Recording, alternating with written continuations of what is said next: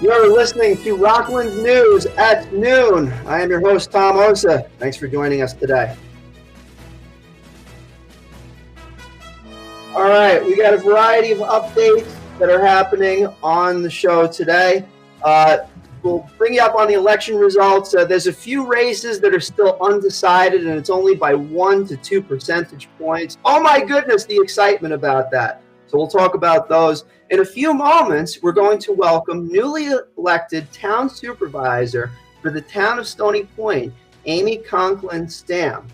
We'll also have election night interviews, this is Tuesday night, with town supervisors George Holman for Clarkstown and Howard Phillips for the town of Haverstraw. And then we'll have a brief rundown of some future issues, and we're looking forward to our show today. First and foremost, we'd like to thank our sponsors, Kobe Sushi, for this particular episode. They have a new music lounge that opened up in New City, music on Wednesdays and Saturday nights. And hey, they're advertisers, but I just have to tell you, they have done this right. It's an 80-person sushi restaurant. They've been there for many years. They doubled the size of the restaurant. It's an absolutely beautiful place. And later on, we're going to be talking about some stuff that they're going to be doing around Thanksgiving. And we hope that you'll check them out. Kobe Sushi, located in New City, New York. Also want to thank our premier sponsors, Yabu Fence Company, serving Hudson Valley since 1965. Dana Pest Control, third generation, family owned. They can get rid of all pests in your home except for your relatives. So be careful about that one. You can check them out at danapestcontrol.com. And our friends over at Easy Temp, located in Hackensack, New Jersey, for all sorts of retail, ice machine, and refrigeration repairs, easytemp.net. Well, let's talk about the weather momentarily. So first of all, right now, it's about 55 degrees, mostly sunny. Tomorrow, Friday, is going to be 59 degrees and mostly cloudy. And then Saturday and Sunday, you're going to have a mix. Saturday is going to be 65 and mostly sunny. But Sunday, it's going to be 61 degrees, and it's going to have a light chance of rain. And then Monday, Tuesday, Wednesday, Thursday, you're going to be in the 50s, but mostly sunny for each of those days. And as we always say, we never know what the weather's actually going to be, but at least we get a good barometer. If it's like 5 minutes from now, we could tell you what's happening there. So I am very happy to welcome on post-election, our first interviewee post-election. Town of Stony Point supervisor Amy Conklin Stam is on the show with us. Amy, thank you for joining us on Rockland's News today. Hey, Tom. Thank you for having me. Happy to be here. Yeah, so I'm really happy that you're our first interviewee. And I follow the election calendar, and I'm sorry that you now have to. I'm reading this thing. It looks like the Code of Hammurabi. It's unbelievable. With there's so many things that the elected officials have to keep up with. Mm-hmm. So I don't envy what you have to do over the next several years, and hopefully you'll do it responsibly. You're coming into an office at a very interesting time, Mm-hmm. Let's get this out of the way because I try not to concentrate on it, but it definitely is something of note. And you are the first female town supervisor for the town of Stony Point. I like to note it. I don't like to put it out there as like, yay, because I think that, every person has their role. But how do you feel about that part of, history, if you will? Yeah, well, I feel honored. I mean, that's a big deal, to be the first woman supervisor. But I follow a lot of great female leaders in Stony Point. Totally. As you know, currently we've got our receiver of taxes, Kathy Campbell Lyons. We've got our town clerk, Megan Carey. My grandmother was not the first, but one of the first women on our town board back in the 1990s, Joanne Conklin. I caught that. Yeah, about a month ago. I did not realize that. Yeah. So it's just been leading up to this moment, I think.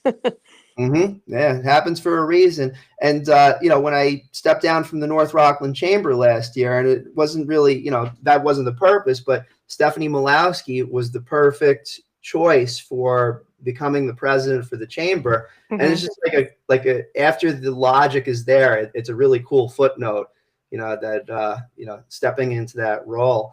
And I'm sure you have some vision for the town.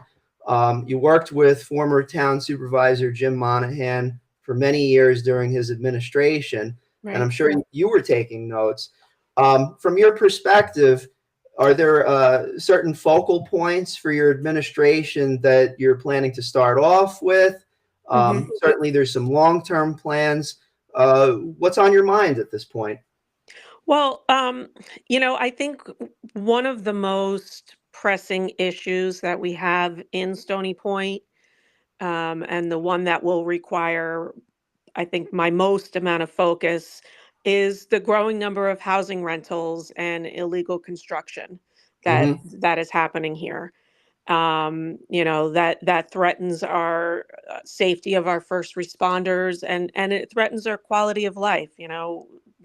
Neighborhoods that were single family homes for generations are now, unfortunately, many of them are being rented, Mm-hmm. which that in and of itself may not be illegal. You can certainly rent your home, but you can't rent it to multiple families, or um, like boarding house style Right. Yeah. situation. So, my plan is to work closely with our building department. Jim has started that. We beefed up our code enforcement this past year with hiring a full-time code enforcement officer and a part-time code enforcement officer. Interesting. The other employees in our building department, our fire inspector and our building inspectors, are also on top of this. So, my one of my first initial goals is to just make it a priority to number one, work closely with them, making sure that they have all the tools that they need to do what they need to do to go after, Yeah. these housing rentals. And ultimately we just want to protect the quality and the character of our neighborhoods, and keep Stony Point, in the quintessential town that it's always been. Yeah, yeah, and that tracks. I mean, there's logic to that, and certainly a lot of history, of course, in Stony Point. I Hmm. remember when I was going to Ramapo College, the landlords. Now, originally, this was in Suffern, so it's away from Stony Point, obviously, Hmm. but in Suffern, and it was a great place. Reasonable rent and everything. Something changed within the family. They kept it in the family, but I think they saw dollar signs or something, and basically originally the downstairs was rented out to the sister, who was actually of advanced age, and we took pains to make sure that she was okay. There was actually this one time where we had to help her medically, and get medical people over, but upstairs was just rented out to one student per time. I don't know what happened, but all of a sudden, after the sister had to go to an assisted living facility, they turned the place into a dormitory. Oh, It was wow. really bad too, and it was obviously illegal. They ended up having to go to court. They were able to squirm their way out of it, unfortunately, but it was not a good scene. And I don't know what happened after I left, but it's definitely, they were definitely skirting the law, in my opinion. Right. So yeah, it's kudos. And so you hired, you said two additional workers, or Right. We have a full-time code enforcement and a part-time code enforcement. And one thing that we learned when we hired these two employees last year, or when Jim and the board hired them, we kind of were under the impression, great, they're going to hit the ground running, and be able to get right out and do what they need to do. Mhm. And that's true to a point, but what we didn't know, and what we now know, is that until you're fully certified in terms of taking the proper training courses and classes offered via the state, there's certain things you can't do or you can't sign off on. So Of course. our two employees are now fully trained. I think our full-time guy is just finishing up his training this month. It's quite a long process. So, Mhm. they've been somewhat limited in what they've done, or they've had to partner up with our building inspectors, which is fine and works, but then, that takes them away from doing some of the things that they need to be doing.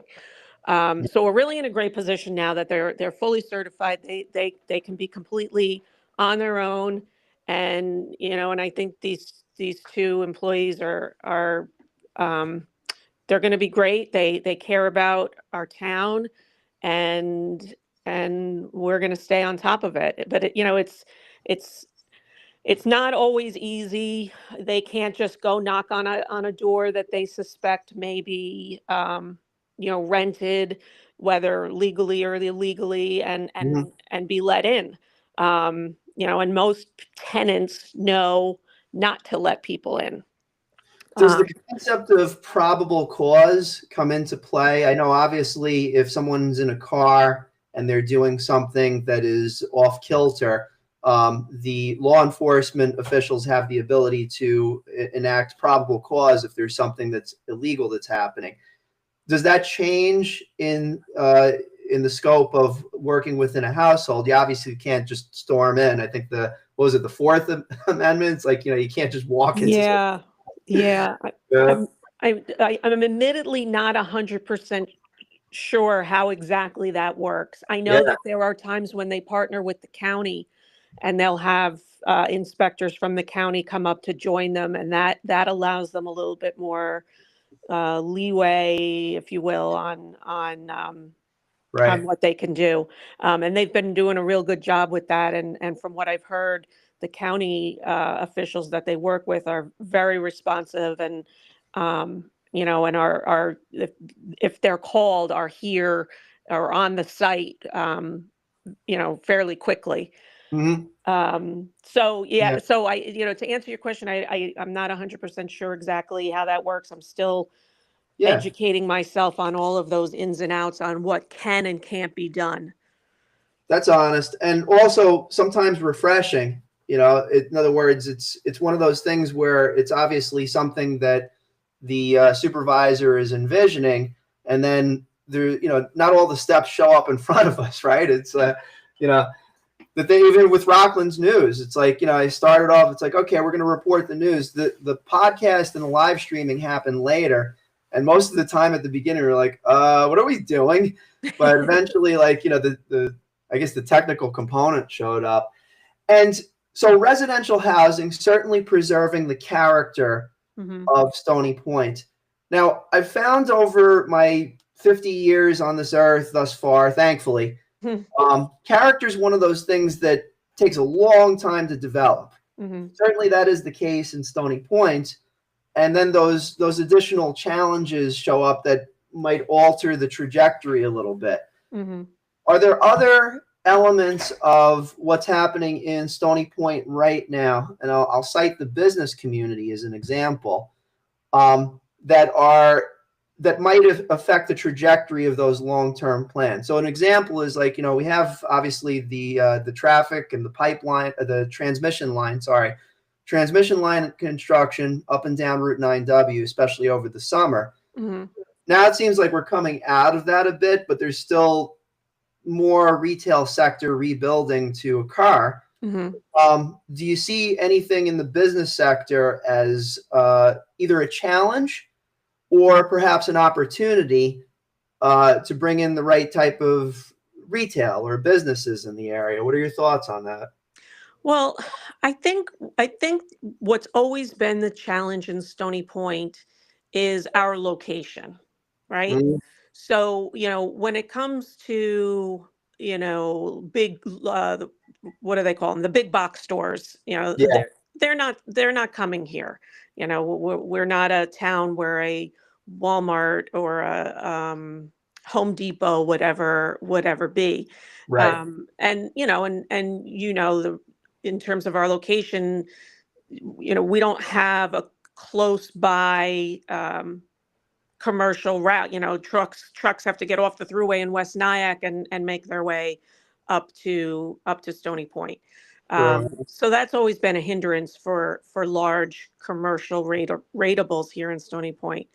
That being said, we've always been a great town for small business. Yes. We have great small businesses here in Stony Point, great restaurants and delis and all those things. So, obviously we need to make sure that they're able to succeed here in our town. And obviously, you alluded to the Chippy project that has had an impact, and the construction through the summer months was horrible. We're thankfully coming out of that now. There's still some work being done for the Orange and Rockland piece of the project. They have to relocate gas mains. Yeah. We've been told that the north part, the northern part of the bridge, north of the bridge on 9W, is, for whatever reason, the most gas mains in all of the towns that are affected by Chippy. So us, Haverstraw, West Haverstraw, Right. Clarkstown, we have the most gas mains that have to be moved. Why Wow. that is, I don't understand. That's a little bit over my head. But Yeah. And we've um, reached out to Orange and Rockland a few times because obviously part of their component had to do with daytime construction. Thankfully, a lot of that's been moved to the nighttime. But right. we've also been following up to find out what's going on. Yeah. I think it'll probably be a team effort to find out. Yeah. Well, we know that they are trying to wrap it up. Um, they're going to continue to work through November and into December if the weather allows them to. Mhm. We initially thought that they would have to stop work as of November 1st, and they would be then not coming back until April. We then learned that if they received special permission from the DOT, which I guess they did, All right. they can continue working. So that's why you still see crews out there. I know that there's been some night work at the intersection of East and West Main and 9W. There was work there the other night, I think, and they're still doing some night work down in the southern area of the bridge. And I believe Major Andre Drive, is some work being done there. My thought at this point is get it done. Like, as much as they could get done now means that they're not coming back in April, fingers crossed. Right. April being the time when things kind of open up again and they can get back to work. Right. But what I'm looking forward to, and this kind of loops back to your question about the businesses, is when they're done and we're able to start to talk about our streetscaping plans, because as you Mhm. know, that the town received funds to do streetscaping along the 9W corridor, is, and I want to hear from residents and from businesses on what it is, what can we do along that corridor to make it more visitor friendly. Yes. How do we bring people to Stony Point? Because we obviously have our residents and they're great at supporting our local businesses. The whole community of North Rockland is, but how do we get other people here? And I think streetscaping can play a part in that. I think so. Yeah. And this is an interesting thing that I wanted to bring up on the air. So if I'm sure many people in Stony Point know that I didn't always have a happy wappy relationship with the members of the North Rockland Chamber. Mhm. And in 2018, I got into a huge, we'll call it a kerfuffle. Yeah. So, like whatever. But just to show that, like fairness, even-handed sort of thing. So Chrissy Koval and Joe Koval, after I left and I basically said, whatever, you guys do your thing, I don't care anymore. Chrissy and Joe did something really, really cool. I have to say this. And it was just a blip on the radar at the time, but just throwing this into the mix, some sort of better crosswalk slash traffic. I don't know if it would be a traffic light or I don't know, but right around where TD Bank is. Yeah. You know what I'm talking about? Remember, like Yeah. about 5-7 years ago? I forget. Yep. I don't know all of the details, but I think the supervisor was involved in looking into that. Yes. And I'm not, and I wish I knew the reasons why they said it wasn't gonna be able to work. Uh, Um, but that would certainly be something as part of streetscaping to look into right. is, you know, is pedestrian, make it a little bit more pedestrian friendly. And as we know, people park in that commuter lot when the parking lot's full and they're trying to go to the Mexican restaurant or they want to go to the Greek restaurant or Deli Central, they'll park across the road. So obviously we want, those folks to be able to cross safely.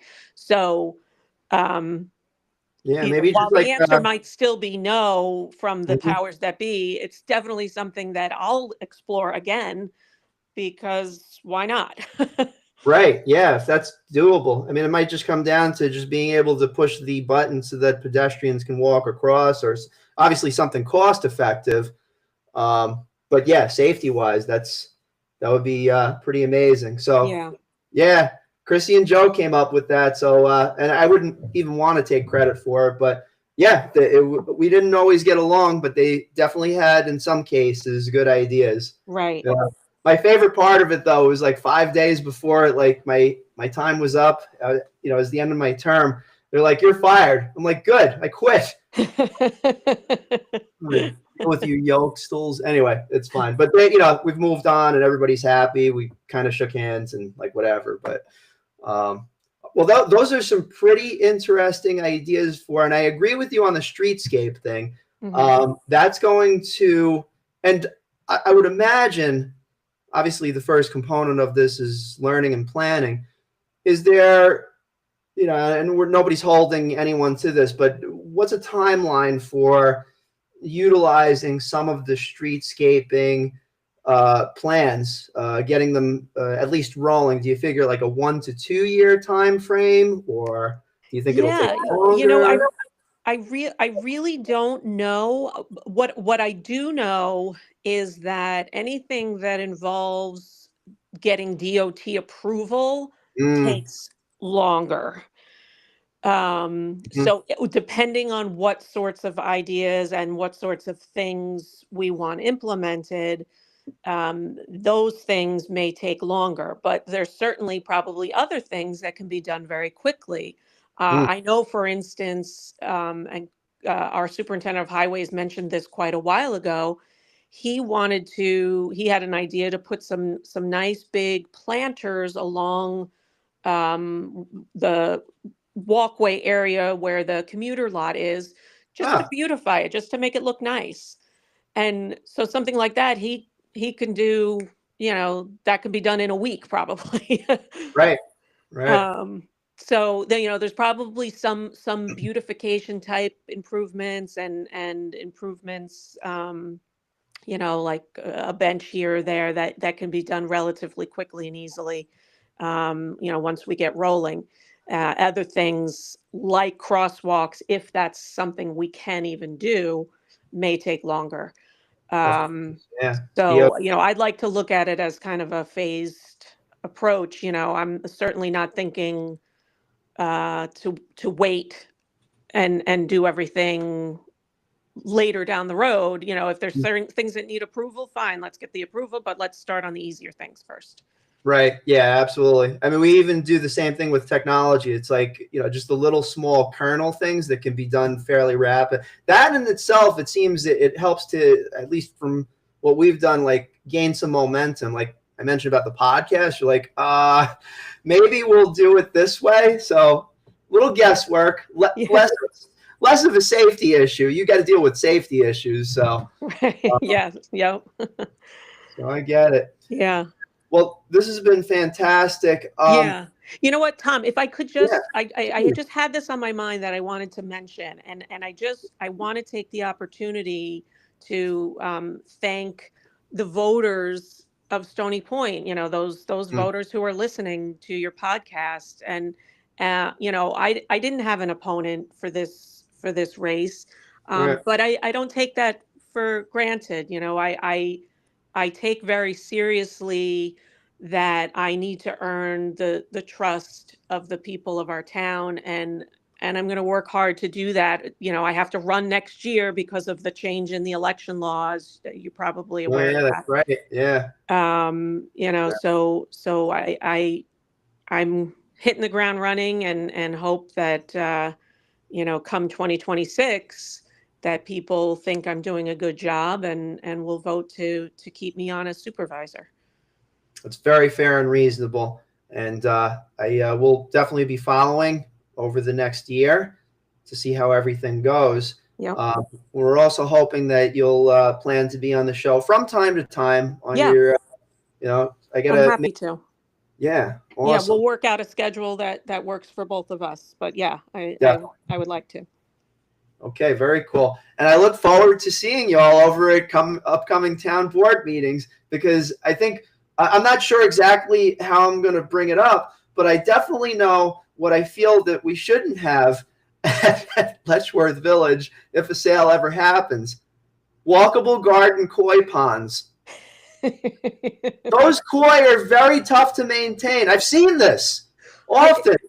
I think that some of those koi fish are very expensive from what I I know of. believe they are, and I just don't know. With that PowerPoint presentation that I had the oh so wonderful benefit of watching in discredulous disbelief. I don't know if that's a word, but yeah, I'm worried about that. So I feel like a concerned citizen now that needs to be there. And you don't even have to comment on that. Well, you know what? I think that there's something. When I think about Letchworth, I think about my ideal, what would be ideal in my opinion, and this is only my opinion, Right, right. which doesn't really count for much. I want to know what the people think. But Yes. Well, I think well, there- a mixture of recreation along with some ratables is where we need to land. that's cool. That's And very so, cool. that in my head, that's what I think, would be a good place to explore. Yeah, I think that's very pragmatic. Well, I very much look forward to being at upcoming meetings. I think the first one is, let's see, I don't have the calendar in front of me, but it's My next Tuesday. my first town board meeting or the next town board meeting? Yes, that's right. So when does your term, when does it officially start? It's on, On January 1st is my first official day in office. okay, great. So we got a Right. few more with outgoing town supervisor Jim Monahan. I'll look Yep. forward to being at the, I think there's one next Tuesday. And then yours, Next Tuesday is Veterans Day, so we're actually meeting on the 12th. Wednesday, the 12th is the next town board meeting. that's right, Tuesday the 11th. My mistake. And yes, okay. So I'll have it in the calendar. I'll also mention that. I'll post that out on social so that people are aware. Mhm. And then January, I'm just bringing it up in front of me. So January January 13th. 13th Yes. will be my first official town board meeting. So Okay. yeah, I've got 2 months. 2 months. We'll make sure there's coverage. And just to note, December 9th will be Supervisor Monahan's final town board meeting after his 10 years of service to the town. Ah, okay. We'll make sure there's coverage for that as well. Yes.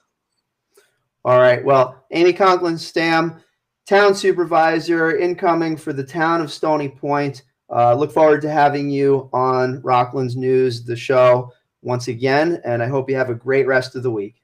Thank you, Tom. Happy to be here, and we'll talk to you soon. All right. Thanks a lot. Take care. Bye. Okay, so that was Amy Conklin Stam, the town supervisor for the town of Stony Point. And I got a little bit ahead of myself toward the end because I've had the benefit of knowing Jim and Amy and many of the administration that have gotten reelected. So obviously, and we've help to serve in a small part as technical advisors. So we're doing our part, I hope. So I was really happy that she was able to hop on the show today. As you could tell, we gab a little bit. And I genuinely think, and it's part of the whole podcast format that we have been trying and now succeeding at creating an open dialogue with our elected officials, not just now, not just tomorrow, but for years to come. My template for this has always been kind of like a little bit of a combination of Meet the Press meets Inside the Actor Studio meets a little bit of The Daily Show with Jon Stewart. Now, if you try to even decipher that, it's like, oh, geez, what are his political leanings? Here are my political leanings at this point in time on November 6, 2025 at 1:02 p.m. Keep an open dialogue. And for those of you that, are not happy that you got the person that you wanted in office, well, the good news is that the election cycle always continues. So there will be other opportunities. But while this time is here, whether you agree with the person that's in office or not, at least at the beginning, okay, give them a chance. Just give them a chance. So we have some more stuff that we're going over. We really prepared heavily for this particular episode. First of all, as I mentioned, the weather. Thursday, 54 degrees right now at 1:03 p.m. on November 6th. Tomorrow, Friday at 3 o'clock, it's going to be 59 degrees and mostly cloudy. Chance of rain as well. Saturday, it's going to be mostly sunny, 65 degrees. Sounds like it's going to be a beautiful day. Sunday, it's going to be a little rainy, 61 degrees, but going to be some rain. And then Monday, Tuesday, Wednesday, Thursday for next week, you're going to be in the low 50s or high 40s. Can't stand winter. Anyway, and mostly sunny. So there is that. We also have some interviews that we've preloaded for this show. And those interviews are loaded into Rockland News. So we have two more interviews that we have to go through. I'm actually going to step away for a moment. I'm actually just going to run the interviews. And we did this on Tuesday, November 4th, after the election results were counted in part. So before I load up these interviews with Town Supervisor George Homan, and he's in his fourth term now, and Town Supervisor Howard Phillips also won quite soundly because, as we know, the incumbents are back in. As a matter of fact, let me just talk about some of the election results. First of all, we want to thank our sponsors, Kobe Sushi, located in New City, New York. They have some awesome stuff happening around the holidays, especially the day after Thanksgiving. They're going to have a Black Friday sale, 24 hours only. You can get a gift card, buy more, get more. Buy $300, get a $50 bonus, ladies and gentlemen. That's pretty darn fantastic. Buy $500, get a $100 bonus. Buy $750, get $175. And if you buy $1,000, you'll get a $300 bonus on any gift cards that you want to give out to the people that you love and don't hate. Now think about that. If you buy $1,000 in sushi as a gift card, you get 30% more sushi. If you haven't been over to there, you got to check it out. It's a beautiful 80-person location. And quite frankly, I like to attend there often when I can, when work winds down, because it is a really, I have to say, Joyce and her husband and the team over at Kobe Sushi, I want to, if I have any say-so in it, and they are advertisers for the show, but beyond that, we want to make them the hot spot in Rockland County. That's it. Okay, they got jazz on Wednesdays and Saturday nights. I love music. They have sushi. I love sushi. They have sake. I love sake. It's just a really, really, really cool atmosphere, and we appreciate every time that we're over at Kobe Sushi. You can check them out at KobeNewCity.com. Fantastic, fantastic. And we also want to thank many of our other sponsors, for Rockland News, Susan Bova from Coldwell Banker Realty, Lauren Molino-Muller from Howard Hanna Rand Realty, Whole Shop Bagels located in Haverstraw, New York, right on Route 9W. You guys are fantastic. That's Clevin and Victoria, another small business that does very well with their fantastic cuisine and even their coffee too, which I can relate to. I'm half Colombian, so I like and appreciate a good cup of coffee. Our friends over at 99 Signs. A business without a sign, ladies and gentlemen, is a sign of no business. Don't let that happen to you. Go to 99signs.com and get all sorts of signs. You can get lawn signs. You can get billboards. You can get banners. You can get signs that you can put on your establishment right in front. And a good example of that is I happened to be driving by 202 Cannabis, located in Garnerville, New York, the first cannabis drive-through dispensary in all of Rockland County. Put that in the history books, ladies and gentlemen. But 99 Signs successfully put up a fantastic sign. And by golly, if I ever go into 202 Cannabis, I will tell the owner that it is a fantastic, fantastic sign. I don't know about this cannabis thing whatsoever, but I have to say that the sign that you put on the front is a fantastic sign. A business without a sign is a sign of no business. 99signs.com. You get it done right. And then you have a really, really beautiful, you know what I'm saying, ladies and gentlemen? Beautiful sign in front of your establishment. And you just drive by on Route 202, you can see 202 Cannabis right there with this beautiful sign from 99 Signs. Workforce Development Board of Rockland County, that's Rockland Works. Get a job, people. Seriously, get a job. You should get a job, all right? And there's all sorts of jobs out there. They're online, offline, left of line, right of line. There's all these jobs. And not only, like, when you get a job, you get money too, which is fantastic. If you work for the right person, I will say that, all right? And they take care of you and everything like that. But what happens before that, ladies and gentlemen? What happens when you need job training and resources on the serious to be able to make sure that you are gainfully employed? Well, you go to rocklandworks.org. And they have resources in conjunction with our friends over at Rockland BOCES. I used to teach there, by the way.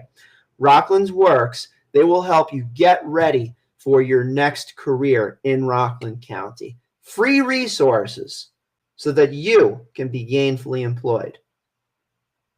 FZ Perfection, located in Congers, New York, auto body repair shop. They were actually recently showcased on News 12. So check them out. I know Frank for many, many years now, and he's a supporter of Rockland News, but also a really down-to-earth, good guy that does fantastic auto body work. I also have to say that. Clean Space Maintenance Management Company. If you have clutter or debris or stuff, electronics, couches, things, clothes that you got to get rid of, you just got to get it out of the house, let Clean Space Maintenance Management Company figure out what to do with it. They'll donate stuff. They'll bring stuff to other places where they could get purchased and everything like that.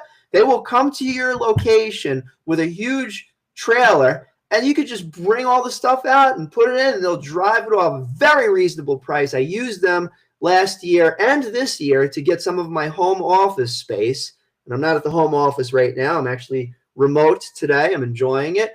But when I needed to get stuff out of my space, I used Clean Space. Fantastic. Maintenance management company. Clean Space, mmc.us, and very reasonable rates. Literally, I'm just telling you, I got an entire trailer to load stuff into for 3 days for under $250. Absolutely fantastic. So ask for Tony. Tell him Tom Osa sent you. Clean Space Management and Maintenance Company.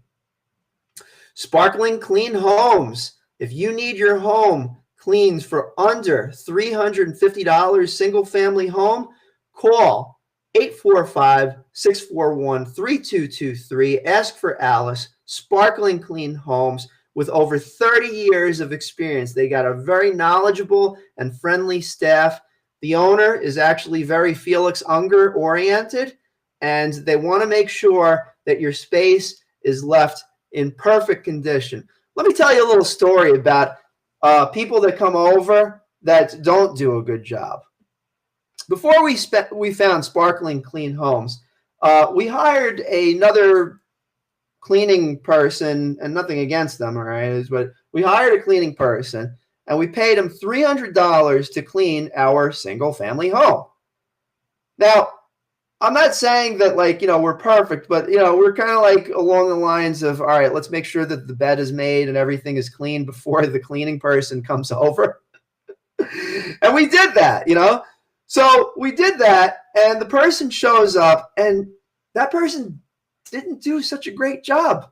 I'm not going to mention them. I guess this is the episode of No Names that I usually do. Did a pretty not so good job, especially for the money, and we weren't impressed. That person actually came back a few days later. Person had chocolate all over her mouth, and she's like, "Oh, can you book me again?" I gave her one look. I'm like, "No." And after that, we found Sparkling Clean Homes. And I have to say, Sparkling Clean Homes don't do any of their work like that. Every time that we use them, the place is spotless. Spotless. Anything that they work on looks beautiful. Everything's organized. They offer to scan your digital papers so that, and they'll send it to a specific email address, or they use iPads. They really, really take care of your home. So Sparkling Clean Homes, located they're in the Hudson Valley, so they handle several counties, Orange County and Rockland County. You can give them a call at 845-641-3223. Ask for Alice. Tell them Tom sent you.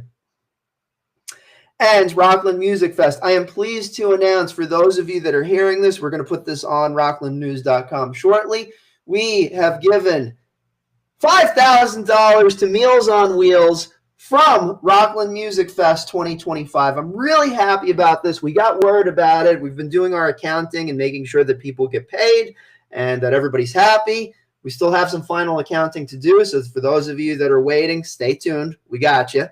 But we were able to give $5,000 to our friends over at Meals on Wheels Rockland. And, right now, we want to make sure that our seniors, especially those that may be food insecure, are taken care of. As you know, that there's certain things right now for people that are food insecure, and we need to make sure that those things are taken care of. And one of the organizations that's doing that is, of course, Meals on Wheels Rockland. Fantastic organization. Sharon, you do a great job over there along with the board, and we look forward to working with you for years to come on the Rockland News side of the coin. Also want to thank a few other sponsors, but we'll do that after we talk about the election results. So election day is come and gone, but the final outcomes in Rockland County's 2025 local elections remain unofficial, with several races still too close to call. While many incumbents appear to have secured their seats with strong leads, and basically incumbents, that's basically County Executive Ed Day. He's back in. Town of Haverstraw Supervisor Howard Phillips. We have an interview with him momentarily. He's back in. George Holman, Town of Clarkstown. We have an interview with him. Is back in. Along with Town Supervisors Teresa Kenny from Orangetown. Town of Ramapo, Supervisor Specht is back in. We'll have some interviews with them over the next week or so. And as you just heard about 10 minutes ago, Supervisor Monahan is stepping down after 10 years, but Amy Conklin-Stam, who has been part of the administration, she is now she's coming in as the town supervisor effective January 1st, which is the election cycle. So they've secured their seats, a lot of them with many, many strong leads, but there are a handful of contests that still have a razor-thin margin, well under the 4% threshold that typically triggers heightened scrutiny during the absentee ballot counting period. Now, a lot of these results will be certified by the Rockland County Board of Elections in the coming weeks. It doesn't happen overnight, but let's talk about what happens on election night so that you're aware and you are up to date. And you can check out all of these election results at rocklandsnews.com. Just type in election results and they'll come right up. We got a video that shows all of the updated election results. So first of all, as we probably know by this point, County Executive Ed Day looks like he's on track for re-election with 73.97% of the vote. That's 31,532 votes to challenger Michael Parietti's 25.37%. That's 10,816 votes. Not a small. I mean, that's pretty impressive. 10,816 votes. And if you think about it, so it's certainly a 3-to-1 margin. But the thing that disappoints me the most is that only 42,000 votes were cast, which means that's less. That's a little bit over 10%, about 12% of the vote, if I'm not mistaken, came out and voted, counting absentee and so on. And there's a small percentage that went to write-in candidates, less than 1%. Now, that's a decisive margin. It's worth noting that no results will be certified yet by the Rockland County Board of Elections. Usually that process typically spans several weeks. Pretty decisive. I don't think that anything's going to change in that particular race, but it is something to note. In Legislative District number 13, Moshe Hopstein from the Democratic Conservative parties holds a dominant 86.41% lead over Mordecai Ostreicher, 8.21%, and also Natasha Audane, 5.10%. So the seat isn't expected to flip unless something changes. I don't see that it will. As we mentioned, George Homan looks like victorious with 57.13% of the vote. That's 10,820 votes over Eugene Bondar. That's 42.77%, 8,099 votes. It was pretty competitive, and I have to say, we weren't entirely aware of Eugene Bondar's candidacy, that he was rolling with it. We certainly got the messaging over the last, I would say, probably about 3 to 4 days prior. All of a sudden, there was definitely, whatever the campaign was, it was certainly the final week or so was the advertising was certainly abundant. Now, several races across Rockland remain with less than 4 percentage point margin, meaning that they're technically statistically undecided until all the absentee ballots are counted. So you can make your own decision on who's going to win, and you guys talk amongst yourselves. But basically, we have 5 specific areas where there's town councils that might be, and I'm actually going to head over to Rockland News right now just to make sure that we are up to date. We do not want to mess in any way with giving the incorrect information for anyone. Again, supervisor for Clarkstown, George Holman, supervisor for Haverstraw, Howard Phillips, supervisor for Orangetown, Teresa M. Kenny, supervisor for Ramapo, Michael B. Specht, and finally, supervisor for Town of Stony Point, incoming January, Amy Conklin-Stam. And now let's talk about some of the legislative races and such. Clarkstown, Ward 1. So you can only vote for one. It looks like the moment, like John P. Valentino is leading the race with 49.84% over Mark B. Licker, 48.71%. That's just 57 votes that are separating the two candidates, ladies and gentlemen. So right now, again, John P. Valentino seems to be able to win over Mark B. Licker by just 57 votes. Now, of course, absentee ballots are being counted, but it looks like John P. Valentino, if no statistical anomalies happen over the next few weeks, Mark B. Licker is out and John P. Valentino is in. Town Council, Isidro Cancel and Vincent Gamboli. Let me just check on that. That's in Town of Haverstraw. So you vote for 2. 50% went to Isidro Cancel. Vincent J. Gamboli, 49.34%. That's 3,445 votes to 3,395. But both of them are in as town council for the town of Haverstraw.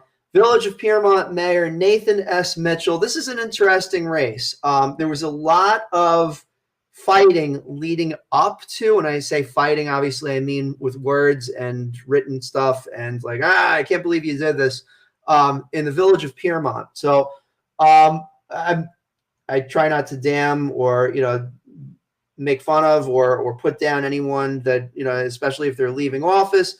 But there was definitely a ripping time that was happening with a local attorney, a lawyer, that was basically going at it like relentlessly on the former mayor of the village of Piermont. So now the race, because the former mayor decided, he's like, you know what, F this, somebody else take over. Nathan S. Mitchell and Kevin Timoney were the two candidates for the village of Piermont. So Nathan S. Mitchell is currently in the lead by only 22 votes over Kevin Timoney, 51.2% to 48.8%. So that is quite the lack of despair. There's a small margin there, very small margin that could flip. I mean, say, for instance, if there was enough absentee ballots that are counted, that flips that around. So I'm sure that there's going to be a very, very, very careful monitoring of that particular race. Rockland News will stay apprised of that, and we'll let you know what happens. And the incoming mayor is basically going to be dealing with the question of overdevelopment. Local Piermont individuals have been pushing back against this particular proposed building that's supposed to be coming in. And when we talked about character prior with Amy Conklin Stam, they're fighting it out about what the character of that particular village is going to be.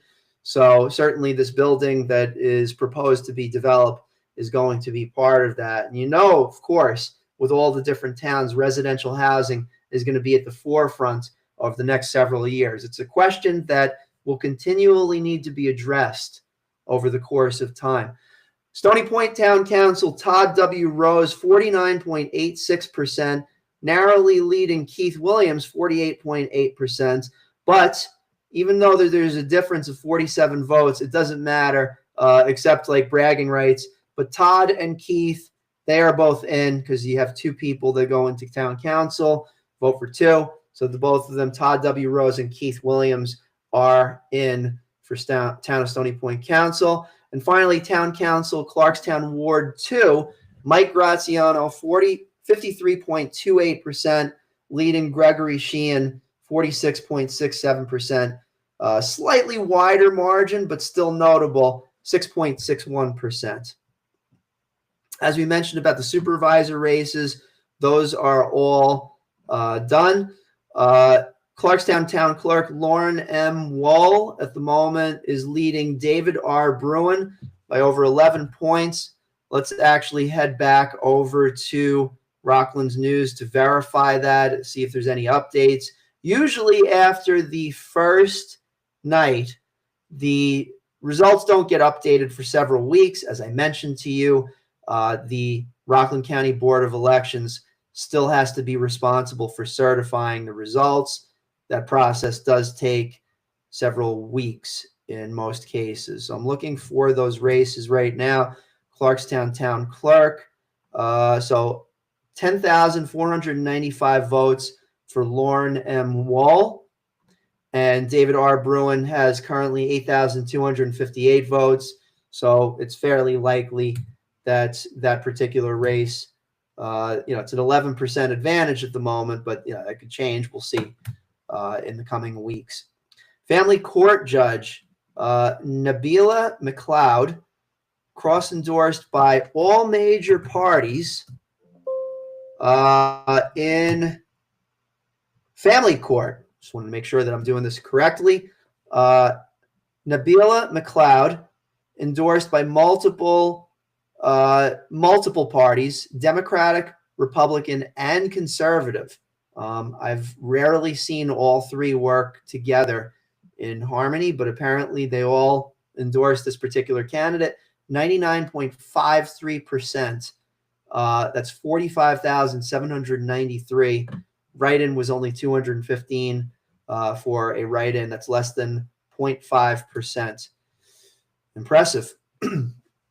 And finally, statewide ballot proposition number 1, voters supported the constitutional amendment by a narrow 54.41% to 45.59%. Actually going to bring up some information on this.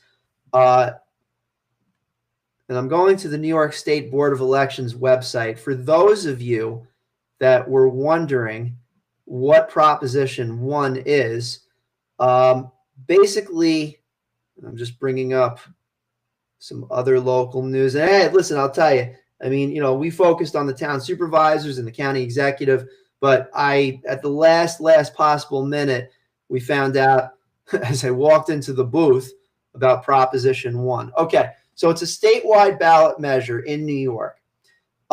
There's an Olympic Regional Development Authority to build on 350 acres of land near Lake Placid. Now, currently that's protected forest land. Basically, the question was, do we want to keep constructing other areas that will go into that particular complex? Winter sports activities, trails, buildings, water lines, parking lots, basically a lot of development. And they're looking for 2,500 acres, New York State is, in order to add them into this complex. And at the moment, I just want to be clear about this, at the moment, the results are 23,747 in favor of the proposal.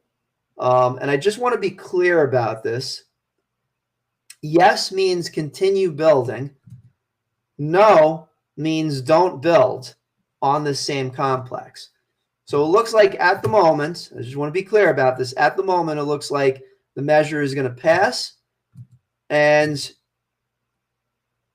350 acres of land near the complex will be built on. So in case you were wondering what you were voting for, that's what you were voting for. Now, it doesn't affect us. It affects that area. The Van Hovenberg complex near Lake Placid, there is some history behind it. In 1932 and 1980, it was the site of the Olympic Winter Games. So this is more just what's going to happen afterwards instead of, it doesn't seem like they're building for a future Olympic game in that location, but we don't know. That could always change depending upon the worldwide Olympic committees that go out and seek for different properties and locations for these things. So that is the proposition. Again, I mentioned this several times. We want to be careful. None of the vote totals that I mentioned to you here have been certified by the Rockland County Board of Elections or New York State in the case of Proposition 1.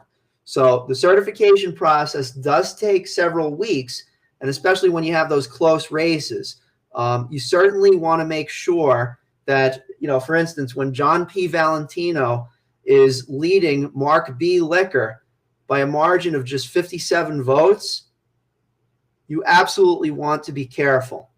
So stay tuned. Rockland News is going to be all over these races, all over them until the Rockland County Board of Elections certifies, and we know for sure whether John P. Valentino or Mark B. Licker or Nathan S. Mitchell or Kevin Timoney, any of the people, Todd W. Rose and Keith are in, Isidro Cancel, Vincent J. Gamboli, they're in, Mike Graziano versus Gregory Sheehan, 356 votes separate the two of them. What's going to happen? Lauren M. Wall versus David R. Bruin. Those are the close races that we definitely want to keep apprised of. And, on the serious, we certainly have to make sure that everything does so expediently. I was on the Board of Elections, not the Board of Elections, I was a volunteer, sorry, for Rockland's Board of Elections just to help. And I don't know if anybody said this to you guys. For those of you, because I did it for about 5 years, for those of you that get up at literally 4:30 in the morning to be at the election location and preside over that the entire day from 6 o'clock in the morning up until 9 o'clock at night, and then you still have to count things, kudos to you guys. I did it for several years. I regret nothing because I learned that the people that, at least in this neck of the woods, that are genuinely looking to make sure that the vote is accurately counted, y'all you performed admirably in every case that I noted when I was there. And I hope that was the case, and I hope you got a really good, sound, enjoyable sleep leading into, hey, Wednesday afternoon after, right? Who knows? So, okay, this is a long show, but we certainly want to make sure that things get mentioned. So next up, we're going to have Supervisor George Holman on election night. He was actually there, and he was on the show. This was like right after everything happened. So I'm actually going to shut up for a minute, which I'm sure everybody is happy about. But we're going to bring up Supervisor Holman. Now, just as a disclaimer, I took my audio out of it, and we made sure that we clipped the area where there's some dead air. But as far as the message for each of the interviewees here, we did not change the message one bit. If they said it, it's here in the episode, because one of the things that we do try to endeavor to do at Rockland's News is make sure we get the full context of all the information that is being presented to you, the general public, that want to know how things are going in Rockland County. So without further ado, let's bring in our Tuesday night interview with George Holman, newly minted again as town supervisor for the town of Clarkstown. And here we go. About to go down and declare victory. So we're up by about 16 points. There's just a few percentage points left. So obviously we won an overwhelming victory. I could tell you that for the first time since 1958, the Republican Party won every council seat and the supervisor's race, the highway superintendent and the town clerk and the town judge. It was a Republican sweep in Clarkstown, and I am so humbled and grateful for the support of the people of Clarkstown. It was a very, very convincing victory. I think that it really demonstrates that, the residents of Clarkstown are willing to cross, party lines. It's a 2-to-1 Democratic to Republican registration advantage, and we won with almost 60% of the vote. And so it's a mandate from the voters of Clarkstown, and we're going to continue to roll up our sleeves and do what they sent us here to do. We're going to fight against we're going to enforce our codes. We're going to fight against people that are trying to illegally convert their properties. We're going to make sure that we're having responsible development, and we're going to keep taxes in check. In 10 years as town supervisor, we've cut taxes or kept them flat in half of my budgets. We've only had a 10% tax increase over 11 years in the town of Clarkstown since I've been town supervisor. There's no other place that can really speak about that record, and I'm going to continue to do that. And I'm just humbled and grateful to the residents of Clarkstown. This is my hometown. I was born here, raised here. I've raised my kids here. And it means the world to me that the people of Clarkstown have overwhelmingly voted to return me to office in a bipartisan manner. We are going to pass our budget on Thursday, our final budget, but in our tentative budget, we were under the tax cap, and we are adding 2 code enforcement officer positions. That's what we need to do. We're putting more money into our courts. We're putting more money into our police department. We are going to make sure that Clarkstown is safe, and that the garbage that goes on in other parts of the county and in the Hudson Valley will not happen here. You buy a single family home, you expect that the neighbors around you are going to maintain a single family home. And if they don't, we are going to come in and we're going to kick their ass and we're going to make sure that it's a single family home. We are the only town that's actually doing search warrants. We've executed over 60 since I've been town supervisor. We have an aggressive code enforcement policy. Listen, I'm not going to get into the campaign. My opponent spread a whole bunch of misinformation. We have raised millions of dollars in fines. We have shut down illegal housing across the town. We need to have more code enforcement officers, and we're going to do everything we can to make sure that we continue to add those resources, because that's my commitment to the people of Clarkstown. That's what I was elected on, and that's what we're going to continue to serve under.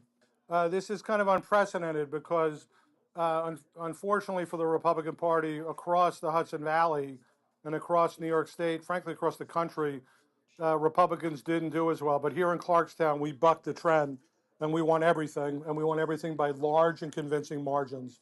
So I look forward to speaking to you tomorrow. And more importantly, I look forward to getting back to rolling up my sleeves and working for the people of Clarkstown, my hometown where I was born and raised. Tom, you can't see it. I'm standing here in our room at the Hilton. We have lots of people around, and amongst the people that are here, I have one of my good friends.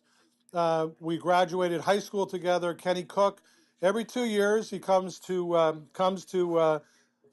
get our election results, and he's one of the first to congratulate me, and it's just great. But what it speaks to, Tom, is I'm a hometown kid, and I'm a hometown kid that literally I'm honored to be able to serve as the town supervisor in the town that I was born and raised in. Look forward to talking to you again tomorrow, Tom. Thanks so much. About to go down and declare victory. So we're up by about 16 points. There's just a few percentage.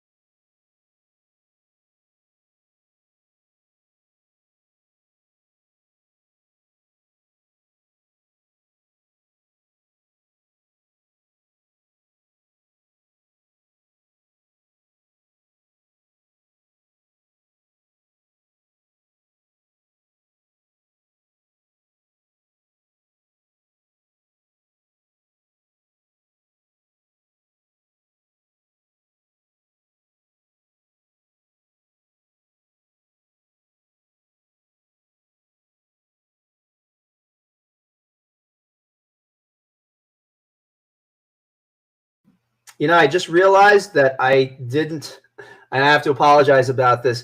I turned off the microphone as I stepped away, so there was a little bit of dead air there. Basically, what I said just now was that we're basically aiming to ask the same question of all of our interviewees over the coming years: is what's your vision? What do you expect to happen in the place that you're responsible for? So that's a big part of what we're aiming to do. And hopefully we've been consistent with that. In a little while, we're going to be talking about some other ideas for Rockland's news that we have in the works. Haha. But first, let's have our interview with Town of Haverstraw, yet again incoming, Howard Phillips from the Town of Haverstraw, supervisor. He's back in, ladies and gentlemen, and actually had a really interesting interview that I'll hopefully chime in at certain points. Some stuff that happened while we were talking. Like, for instance, there was about 38 votes that were not cast for Howard Phillips, and Howard had an interesting response to that. Let's get into that interview right now. So we had a great win, especially in West Haverstraw. We had both trustees, Robert LeGros and Peter Eckert, win by large amounts. We're very proud of them. You know, you have two individuals who have done an extraordinary amount of work in our community. Bob LeGros has served our community for literally years. Peter Eckert, before he got into government, has been actively doing things in our community with the youth. He was one of the catalysts behind forming the Haverstraw Police Athletic League, but people know him. You can't replace that when it comes to the people within our community. They know who's been out there doing the work. They know who has been out there helping them and serving them in many different capacities. So we're really proud of that. I'm proud of my town candidates. We have a great team up here in Haverstraw. The Haverstraw Democrats have probably been the longest successful group of elected officials in the county of Rockland. And that is only become because of the hard work that they do every single day. I was just talking about how much our town clerk does in our community. She opens her doors to people that are new to the country. She's done last year. She did over 200 marriages of individuals in the town of Haverstraw. It's just an unbelievable amount. And we forget that so many people that come to this country that are brand new. They don't have the money. They don't have the things that we have. And she just puts on an amazing ceremony. So it's wonderful to see. Our town justice, Yvonne Santos, same thing. Superintendent of Highways, Bart Gordon. Councilman Vincent Gamboli. We rely on Vince Gamboli for so much when it comes to capital projects. He just has a great knowledge and experience. And Papo Cancel, of course, Papo was a coach of so many of the youth, not just in Haverstraw, but all of North Rockland. It's just a great thing to see. So we're very happy. We're very pleased. But we're also humbled at the same time to receive such support from the people of Haverstraw. And if I could say one thing to them, your confidence in us only makes us want to go out and achieve more and do more for the community. Now, during this time, we noted that there's 38 votes that were write-ins that didn't vote for Howard Phillips. Don't worry, it gets confusing. Not only does it get confusing with who has opposition and who doesn't, it gets confusing in Haverstraw because you have the town of Haverstraw, you have the village of Haverstraw, you have the village of West Haverstraw. So it's understandable to get a little confused at who's running against who. Mm-hmm. And then we pressed Howard on that point about the 38 votes that didn't vote for him. You know what? We've got to find who that person is. you know, I tell you, I think it was my wife probably doing a write-in against me. You never know. You never know. But again, it was a great team effort. We've been extremely successful. I was just saying that we can have our differences, but at the end of the day, we have to come together as one united Democratic Party. And let me also say, I'm extremely proud of the fact that the Conservative Party has endorsed our candidacy for years. They see that we're fiscally conservative. We watch everything we spend. We are very pro police. We have done an amazing job with our police department. We probably have more involvement with our police and our community than any other department in the state of New York. And that is really directly attributable to the officers that we have hired, that they give back to the community, but especially the youth. You know, other communities have problems with the youth and police. We don't seem to have that problem, and it's because our officers are out there. We have the North Rockland Police Youth Academy. We have the Explorers. We have a Law Enforcement Day. We do a number of different things with them. They have badges for baseball, which has turned into a great event. And we have the book reading with the police officers. We have 4 school resource officers. We have 1 youth officer. We also have 2 officers that concentrate on the downtown area on bicycles, but then they get involved in talking to the youth. So it really has been an overall effort, I think, by everyone to really provide, I think, a town government, village governments that work for the people, not ourselves. They are, and so many of them live in the community, and so many of them that don't are involved in the community. You'll find them coaching Little League. You'll find them coaching youth football, hockey, basketball. There's so many of them involved with the PAL. And then, with this Cal Ripken, I have to proudly say that we started that with Bill Madden and Veolia Water, which was really a great program where they mentor students before and during and after the game. They talk to them about, life experiences. It's been a great lesson, and it's been a great program for us.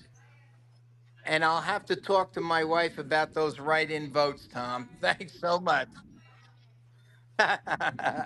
Take care. You enjoy the evening. Bye bye. Okay, so that was our interview with incoming, once again, Town of Haverstraw Supervisor Howard Phillips.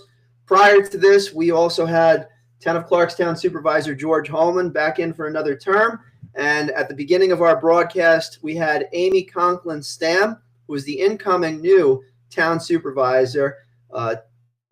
Town Supervisor Jim Monahan is going to be stepping down after 10 years. I have to say kudos. I thought he did a great job. I mentioned this on several times on the show. It took a little time to warm up because I didn't know him. And, I think he ran a fair and decently curated administration. And actually, I'll say this just because, there was this is no names, of course, but we know what we're talking about. The person that said that I'm brown nosing, no, it's called complimenting a person for doing a good job. Try and do one. That's to my critic out there. Hey, maybe you could talk to your 614 followers to protest what I just said. Unless you're busy building the next walkable koi pond garden. Anyway, let's get back into the news. And we're going to end soon. Just that we haven't really even reported much of the news. We've been really in post-election mode. But let's talk about some things that are going on.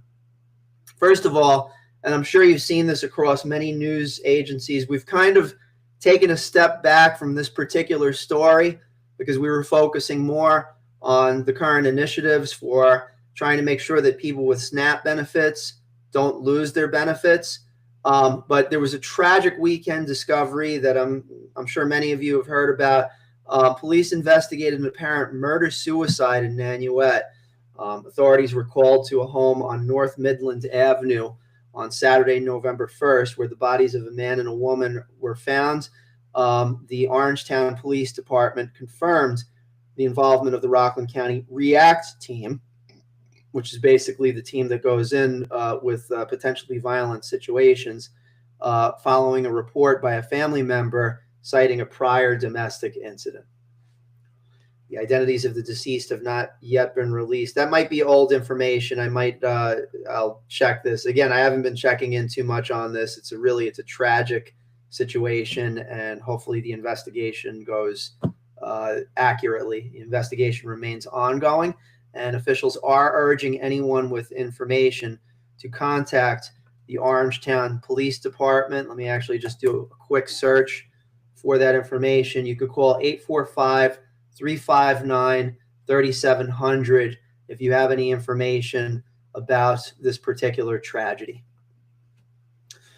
Meanwhile, the ripple effects of the current federal government shutdown, which is still happening as of 1:52 p.m. on Thursday, November 6th, are being felt across Rockland County now.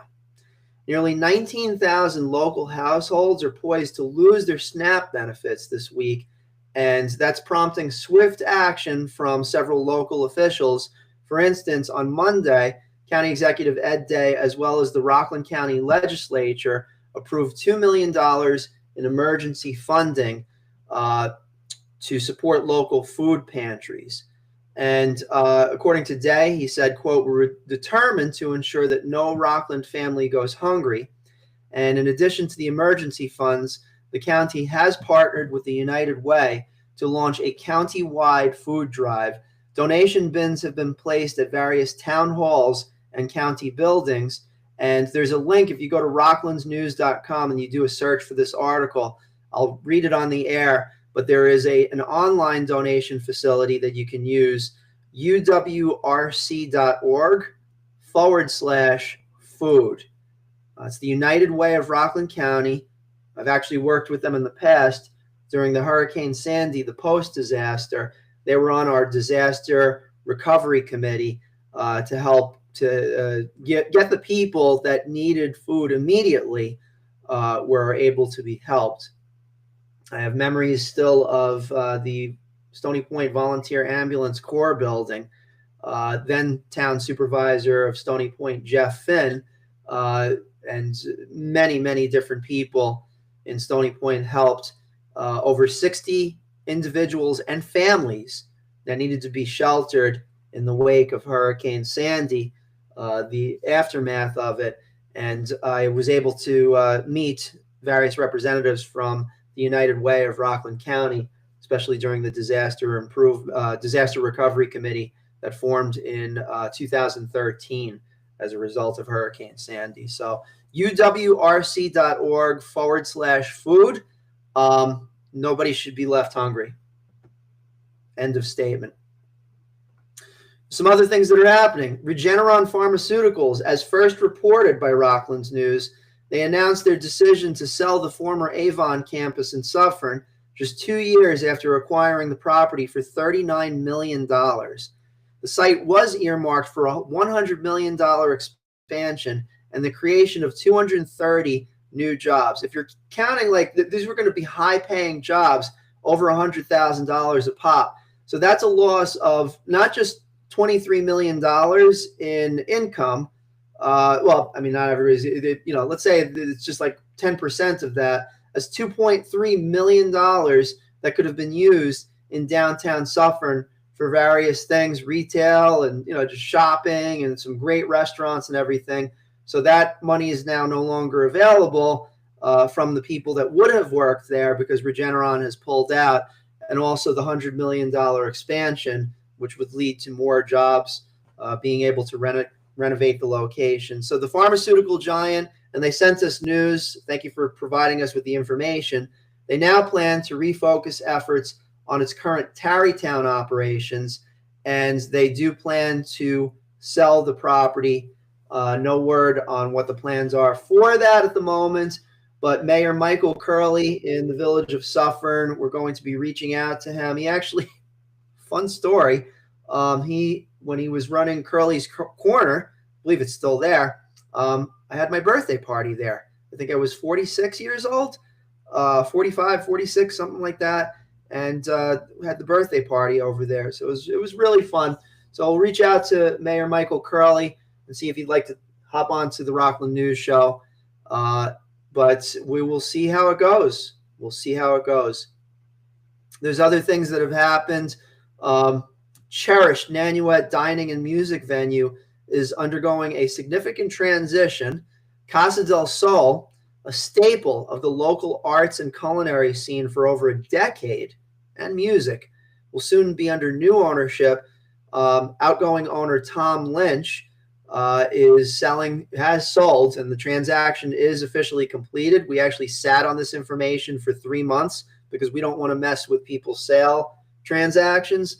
Alex and his son Alex Jr., longtime staffers handling operations over at Casa del Sol for many years, and they are now the owners of the establishment. Casa del Sol is well known for promoting live music and cultivating a vibrant atmosphere. And Tom did say that he's going to remain involved in the operations to a degree. He says they may hire him as a bartender. That's a really cool thing to say. And right up until the very end, we knew about it. But we didn't say anything.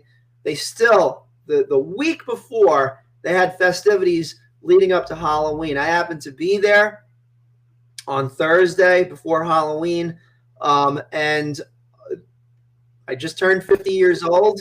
I was there at midnight Thursday into Friday, Halloween, when my birthday was, and they were kind enough to give me a free pint, which I definitely enjoyed. And thanks, guys, for being there. We had the Black Sabbath tribute, hosted by our friends Electric Beef, Tito, Artie, all those cats. It was just a really cool time. And Casa is more than just a restaurant. It's a home for artists and musicians. And by the way, to those of you that had their comments on Reddit, the food is fantastic. Now, as the community copes with all of these changes that are happening, and there's happy news, there's sad news, and there's also some controversial stuff that happens. I've been sitting on this for a while as well because I was at the meeting and I really didn't want any interference to occur. I didn't want anybody to be an antagonist to what I'm saying. But last Tuesday, we had the town board meeting. It was like on Tuesday, October 28th. And Supervisor Jim Monahan, again, he's stepping down. He's 10 years. I think nice job. He has been in the fray to try to make sure that the businesses locally are compensated for their loss of revenue that occurred over the summertime. And this is a point of contention. The Chippy Pipeline project, the transmission line that's going from Canada all the way down to New York City. On its surface, it seems like an awesome thing. It's going to supply 20% of New York City's future energy needs. But the thing about it is it has to be built. Now, originally it was supposed to be in the Hudson River. Riverkeeper found an area in Haverstraw that has a breeding ground for sturgeon, the fish, and apparently fish can't move, so they had to take it out of the Hudson River to build this thing. Then it was supposed to be down by the train tracks, and CSX said, nah, we might want to put in a second train track line at some point, so we're not going to do that.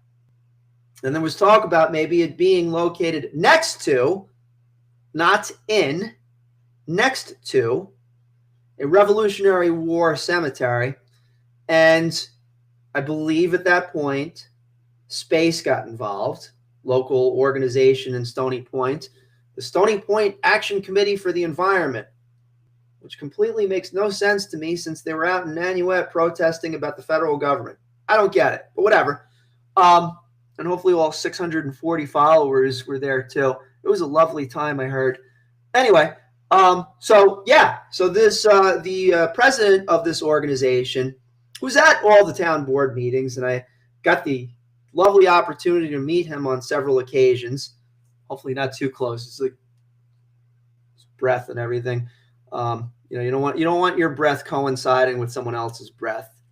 Give a little bit of breathing room, people. It's a good idea. Like, keep that 2-foot bubble between you and someone else, but sometimes people don't listen. I don't know. Anyway, so this person, is at all of the town board meetings and always protesting, except for that one time when he showed up at a Chamber of Commerce meeting with a projector that looked like it came from the 1970s with a beautiful, I have to say, a beautiful presentation about how Letchworth Village could one day have walkable gardens and koi ponds, ladies and gentlemen. I'm just amazed. Like, we could have had koi ponds.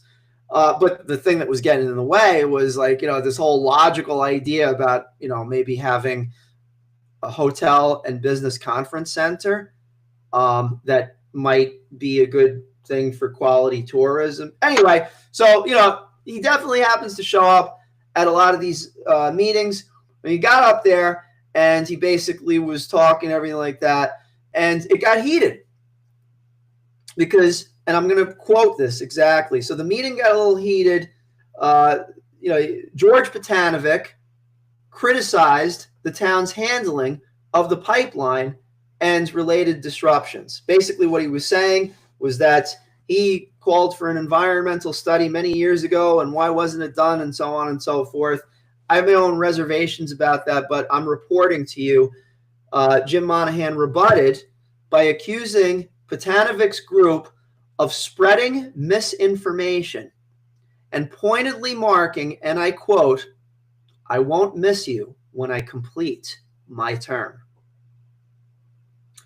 But I also have to add that there was a statement that Supervisor Monahan made about the funds from the Chippy Pipeline project. Due diligence-wise, they had been reaching out to the New York State Comptroller's Office, Thomas DiNapoli. And during those meetings, it was confirmed that Stony Point cannot legally use any of that money to directly pay any businesses that were affected by the Route 9W construction. And he cited guidance directly, nor were they able to create a grant fund that runs through the North Rockland Chamber of Commerce. Now, they have been on the forefront of speaking with, negotiating with, and setting up the meetings to try to get more remediation from Champlain Hudson Power Express. However, as far as using community funds earmarked for all of Stony Point, and again, we have 15,000 residents, you can't even if you can't do it by law, you cannot do it. It has to do with the money being earmarked and put into accounts where it's used for all of the residents. So it's above my pay grade, ladies and gentlemen. It's a really legally tricky area that's being navigated into. And we're going to be following this. I should also note that several people got up and mentioned, for instance, Rocky Alexander mentioned that they are lawyering up. They have hired or are in the process of hiring a lawyer in order to create a lawsuit on behalf of the businesses. That lawyer who got up and also introduced himself is Michael Dietrich. He's also a resident of Stony Point, and he is a lawyer, and he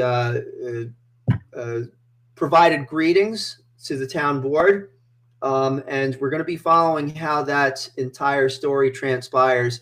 It seems like there's going to be more of it, as we saw or we heard from incoming Supervisor Amy Conklin-Stam. She also mentioned that there is more construction that is happening, specifically in November and December. This is largely done by Orange and Rockland because they have to move the gas pipeline, and it seems like the most affected area will be north of Main Street. So you're talking about businesses, for instance, Fireside. You have Broadway Cleaners. You have several other businesses in that area that could still be affected by ongoing pipeline construction. This one is Orange and Rockland's. And the other part of this is, will it be nighttime or daytime construction? It seems based on the pressure that has been provided, for instance, by various officials. And we're not just talking about Supervisor Monahan from the town of Stony Point, but we also had Senator Pete Harcum, Senator Bill Weber, Congressman Mike Lawler, Chris Ekus, and there's one other person. I forget what his name is. I should know this, but it's not in front of me right now. But they had been behind the scenes basically pressuring New York State to change some of this. And notably, Congressman Lawler was on the show about 2 weeks ago, and he says it's absurd that New York State did not plan for this better. And I flat out asked him, and I did it in a very objective way. I said, was this poor planning, or we don't care, we're just going to rip roughshod over everything because this is what we want and that's it? According to Lawler, it was incompetence, poor planning, and nobody knew what they were doing. So again, much more to happen in those particular areas. We will keep you posted. Some other news, by the way, and let me just see, give me one moment. I'm going to grab my phone because County Executive Day, their office sent us a message that there was going to be a food donation event today. So let me just go take a look. And yes, we have some of this material. We are going to put this on Rockland's News in a little while. But there was a food distribution event today at Clover Field, and that's something that I definitely wish that we were able to cover. We didn't get word about it until approximately 11:30 a.m., so apologies. And by the way, there's plenty of news sources over there that can help out with that. That's not a problem. And we're happy to not always be number one in some of these areas. Let me see if there's any other news, and then we're going to go into some ideas for the future for Rockland's News. And again, we will focus very carefully and closely on the 19,000 local households that are food insecure in Rockland County. And hopefully everything goes not just smoothly, but nobody's left behind in this effort. There's certain things, and I come from humble beginnings. Sometimes we were on assistance, government assistance. So I know, early on in my life, I was bussing it everywhere. Not a problem. But, we're not always that lucky. I was speaking with someone on Reddit today. She's physically disabled and she doesn't have access to a car. And she mentioned that even if you think about it, the difficulty of being able to get over to an event, say, for instance, over a Clover Stadium, it's not as simple as just, I'm just going to hop in the car and go pick up some money. No, it can't do that. Access to transportation also factors into it. So that's something to be aware of as we're hoping that the federal government is going to open soon. So those, at very least, those SNAP benefits can be ultimately gotten to the people that need it the most. So, and there's food drives that are going to be coming through. There's going to be multiple ones. There's a lot of different places. And reminder to those of you that want to help, you can donate food, preferably canned goods, to any of the town halls in Rockland County. There's 5 of them, as well as Rockland County government. 54,000 individuals of our 337,000 people in Rockland County are affected by this shutdown. That's 12% of the population. So let's, if I could say this, let's try to do our best in order to help those that need it the most, especially right now. Okay, so first of all, I want to thank some of our other sponsors. This is kind of like the third segment of our show. I want to currently thank St. Thomas Aquinas College, Fiesta Acapulco, located in Stony Point, New York, North Rockland Chiropractic, our friends Dr. Anna Maria O'Looney, Ivy Rehab Physical Therapy. And by the way, I gotta meet up with Dr. Anna Marie for a chiropractic adjustment. I haven't had one in like about 3 months. I just turned 50. So I really, really need to get an adjustment. So help me. Ivy Rehab Physical Therapy, located in West Haverstraw, New York. They've been often supporters of us. 202 Cannabis, located in Garnerville, New York. The first cannabis drive-through dispensary in all of Rockland County. Stony Point Pancake Factory. Have some very fond memories of our Tuesday meetings with the North Rockland Chamber over there. Hopefully they will continue. And finally, Banchetto Restaurant, located in Nanuet, New York. So before we end the show, I'd like to give you a little bit of context of what we're aiming to do over at Rockland's News. Now, I do have a bad habit of talking about myself. I am aware of this. I will try to contain it. One of the toughest things, especially right now, communicating to you what we have in store for Rockland's News, I have to put a little bit of myself into this because we got a great team, I want to tell you. We have an editor that I know since college, and we've sometimes our career paths have intertwined. For instance, for 12, 13, 14 years, she was kind of like operations and management over here. Before we even bought Rockland's News, we had Rockland Web Design. We established that company in 2007. It's still going. And we serve approximately 100 clients across Rockland County. I got one client in New York City. We also work for an engineering firm that has presence not only in all 50 states of the United States, but also a presence in Canada. So it's a lot to handle. And for many years, we've been focusing on Rockland Web. Heather was one of the people that really helped out with this. We also had some other people that helped along the way. Some of them were fired because they didn't follow my vision for Rockland's News. And this is the main point of this. Now, we get a little goofy on this show, but once it's in writing, we want to be accurate. We want to report. We do not want to speculate. The way I look at news, it is the first draft of history. And that means that there's additional drafts sometimes where things can be changed. And that's what has to be kept at the forefront of this. We are not perfect. We're going to aim to get it right, and sometimes we won't. We will absolutely laugh at ourselves, at least as much as we laugh at George Patanovic sometimes for things that might or might not get said. But, we can laugh at ourselves. But we certainly want to enhance our stuff over the course of time.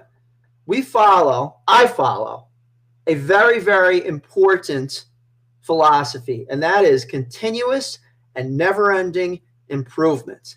We may not be able to improve in all areas at once, but pick a thing, keep working on it until it gets better.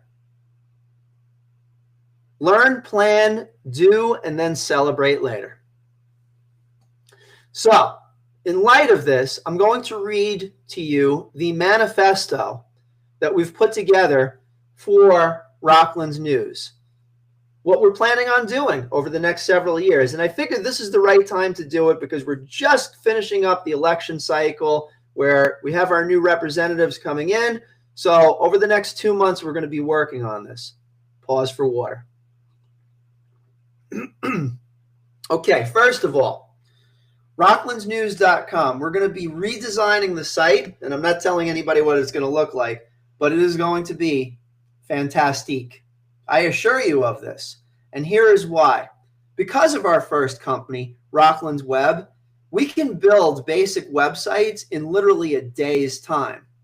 Now, for those of you, the many cluttered number of news agencies that are out there, I love especially one, nothing against them, but they're like, we have great SEO. Well, good for you. You have great SEO. But we're taking it to the next level. We're going to have great accessibility. We've partnered with Accessibility several years ago. If you go to rocklandsnews.com right now, you'll notice that there's several features that are already there. The first being that there's a little button in the bottom left-hand corner that says Translate. Rockland's News, you can translate into 5 different languages. Obviously English, but also Haitian, Portuguese, Spanish, and Yiddish.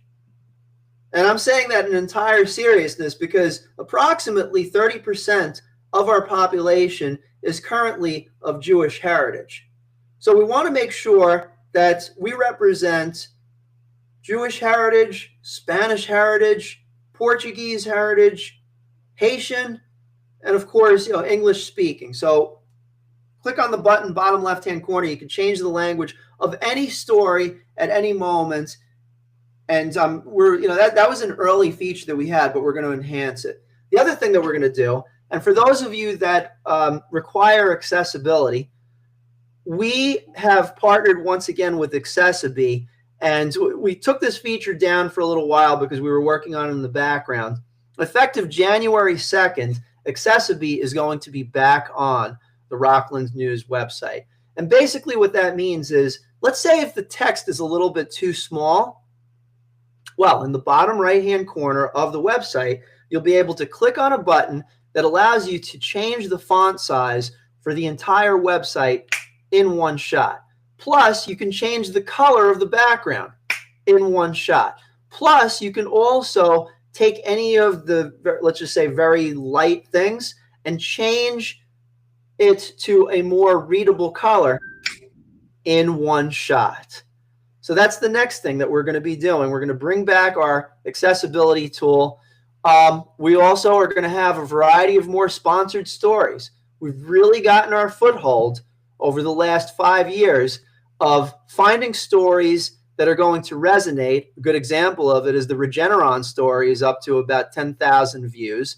So we added in one of our sponsors, Kobe Sushi, which is having that holiday sale where you can get up to 30% more for any gift certificates that you purchase for your family for the holidays. So we're going to have sponsored stories and the ability for more companies and businesses and retailers to be able to go in and sponsor a pack of stories, maybe like 1, 2, or 3 stories, and then you can be out.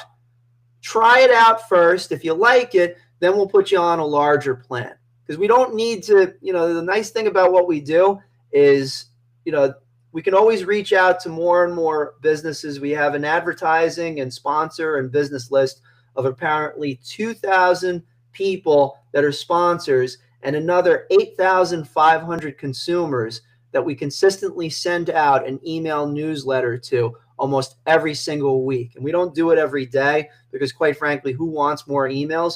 We figure a nice rate of time is approximately once per week.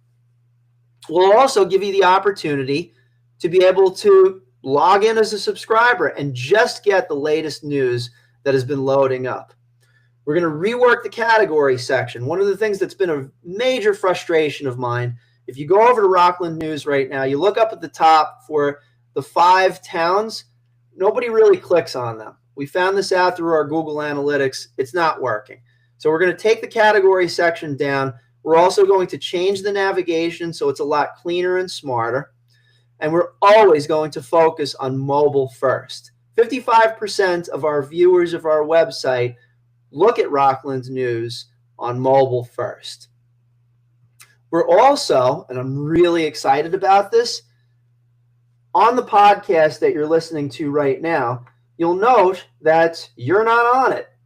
You're just sitting here listening to me blah, blah, blah away. Well, I'm pleased to announce that not only do we have not 1, but 2 hosts for Rockland News besides me, but we're also going to finally have call-ins. One of the frustrations that's happened over the last year and a half is you have to download an app that's called Riverside that you basically have to download it first. I send you a link, and then you can call in. We are changing that. You're going to be able to dial a phone number and instantly be added into the podcast live, because we're going to be focusing more on live streaming come 2026. Many, many, many more updates. Another example, I'm just scrolling through some of these. We're going to have more integration with several different areas of Rockland the libraries. We're going to have integration with all of the news from the local libraries, some of the government sites, as long as they're web compliant, and we're speaking with several of them as we speak. Sports teams. We recently landed a deal with the Rockland Boulders, New York Boulders baseball team located in Pomona, New York, and we're going to be providing sports updates almost every day, especially during the season. But more importantly, we're working on live streaming some of it. So, and you should definitely check out Clover Stadium. It is a beautiful place, but we're going to live stream it so that, let's say, for instance, if you're coming back from work, you didn't make it to a game, you could just pop it on you could pop it onto your phone or onto your car, and you can listen to the baseball game directly from those places, as provided from the New York Boulders over to Rockland's News. This is the fun part of what I'm doing. Actually, let me talk about the not so fun parts, especially, this is a dignity. We're also going to be providing more classifieds for people that need certain things, as well as obituaries for those that have recently deceased. We already have a partnership with Pizzy Funeral Home, and they provide us obituaries on almost a daily basis. But we're going to expand that in 2026 for more funeral homes located in Rockland County. So I just wanted to make you aware of that. It's a lot of work behind the scenes. And to those, it's not just Heather, the editor, but also several other people inside of Rockland News that are reaching out to the funeral homes in various areas to be able to connect in with Rockland News. We're also, this is the fun part of it, we're also going to have more reporting on events that happen in Rockland County. As you know, I'm big into the music scene around here. So we're going to have more music on the show as well, interviews with local musicians, perhaps some artists.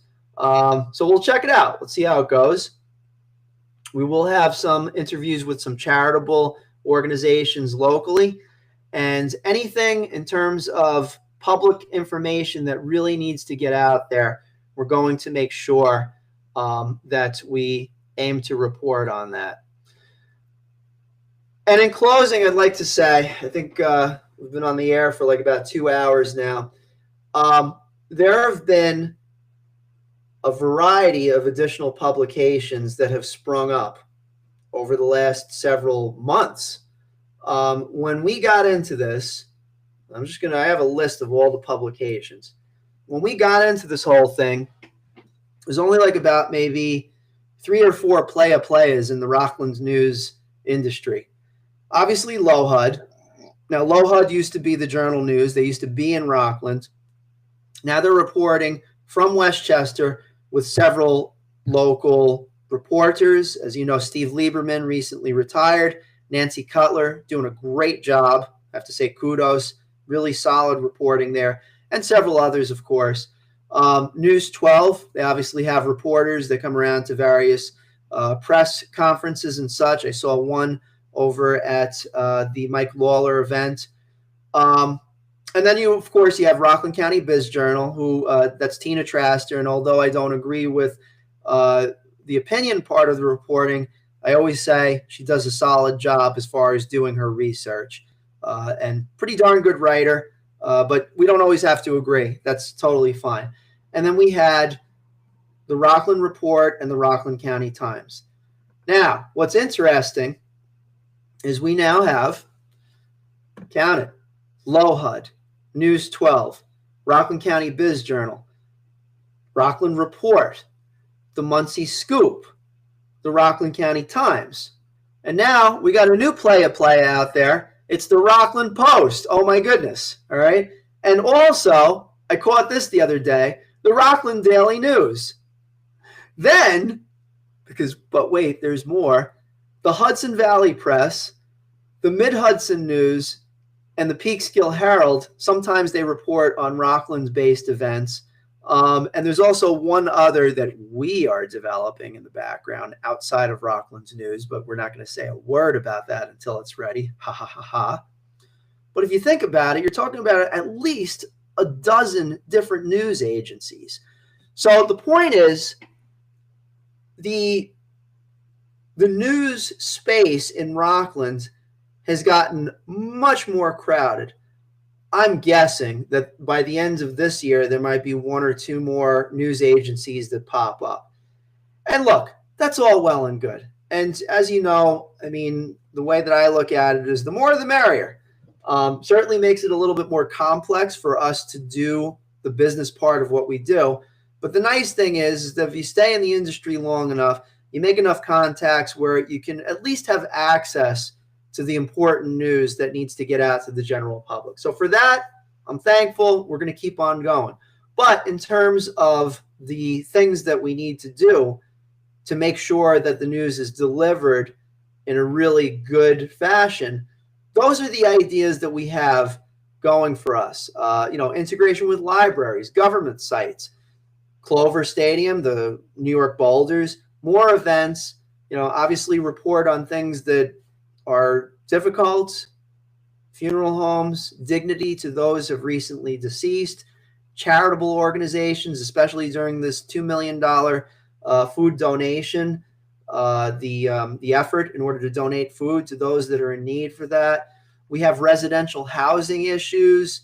I think there was a report that was done by Hudson Valley Pattern for Progress that said that approximately 7,000 new homes in some capacity need to be built. Then you have the question of how those units are built and are they being used correctly, not illegally, especially on home sales. So a lot of different issues that are coming up. You have the question of commercial development. There's so much to focus on over the coming years. Right now, what we're going to say for the time being is that every time that the cycle comes around again, there is an opportunity to be able to do things better. And for those of the elected officials that have just now come into office and they're able to make a difference at the governmental level, we wish you the best of luck. We also will stay apprised and hopefully report to the general public as is needed at this time. So we're going to end there. For those of you that listened in, we appreciate you. Let me just turn on that silly music. Woohoo! Now, by the way, if that music is too loud, I am really sorry. I am remotely working today. So if it's too loud, pop off now. But in the meantime, I'm going to thank our sponsors, and here we go. Kobe Sushi. They are located in New City, New York. They're a fantastic, fantastic sushi place with jazz music on Wednesdays and Saturdays. You got to check them out.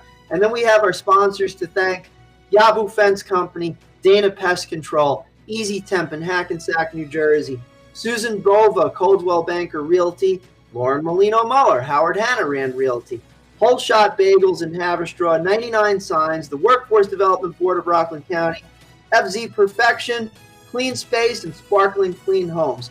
My name is Tom Osa, and have a great rest of the day. Take care.